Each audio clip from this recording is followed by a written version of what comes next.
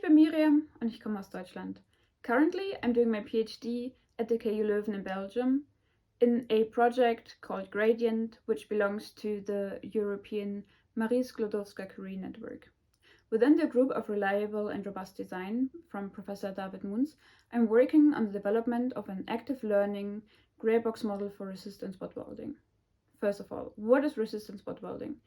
It's a manufacturing process to join two metal parts. It's very important in the manufacturing of car parts or batteries. You have two metal plates that are pressed together by electrodes and a high current is sent through them. The resistance between the two metal plates is very high, so the material starts to melt and intermix, forming something called a welding nugget. Upon resolidification, this is then responsible to secure the connection between the two plates. Through process control, you can steer the output, usually the nugget diameter, into a direction that gives you good and reliable results.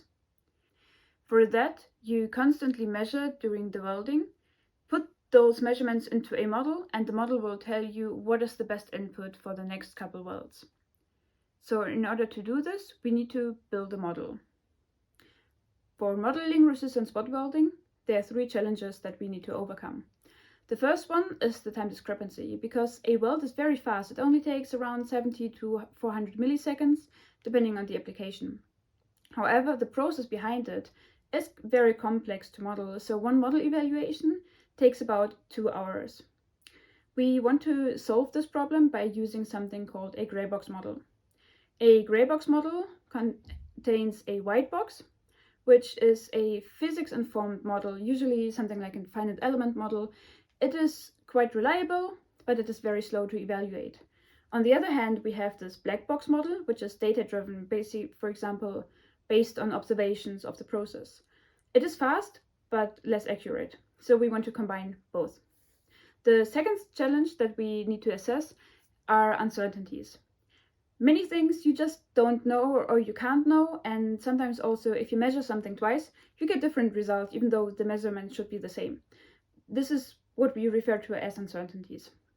And they need to be accounted for in order to have a reliable and robust control system. The last problem that we have is process drift. Over time, even though you use the same input, you will get a different output. That is due to degradation of material, for example, or accumulation of dust. We do this, or we account for it through something called active learning, which is the third part of my topic.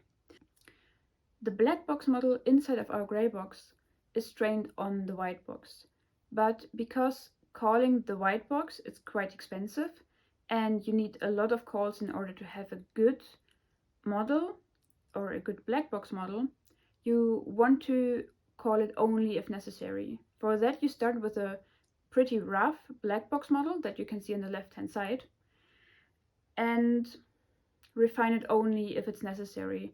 And you do this by deciding in which direction is the process drift going. So you can see this in the gray shaded area, and refine the black box model only in those areas of interest.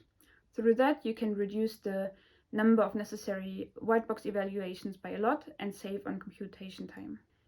In the end, my topic is not only applicable to resistant spot welding, but to process control and monitoring in general. So it is useful and adaptable to multiple different areas. For me, it is a meaningful, interesting and fun research, and I'm very happy to have the opportunity through the Marie Sklodowska-Curie network and the Gradient program to learn more about this from experts and exchange knowledge with people working on similar topics.